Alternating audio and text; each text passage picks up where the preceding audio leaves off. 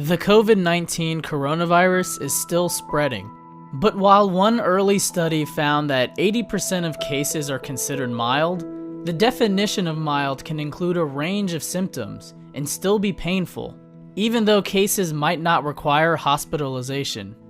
I have mild symptoms, I'm coughing, but am I coughing once every minute or is it every 10 minutes or 5 minutes?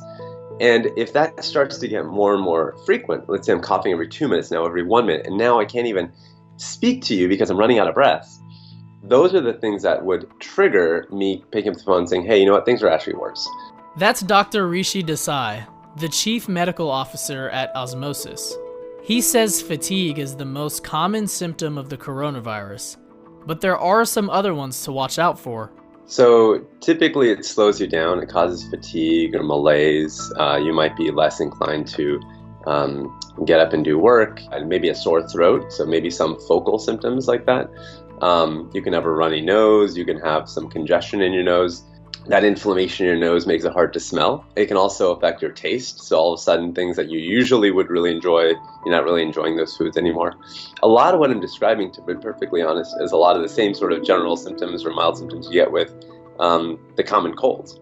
Likewise, the way to mitigate your mild coronavirus symptoms is largely the same way you'd relieve your typical cold. For example, you would drink a lot of fluids. You'd make sure those fluids have a little bit of salt and a little bit of sugar in them, because that way you get the fluid absorbed into your body. So a great example of that would be broth or soup.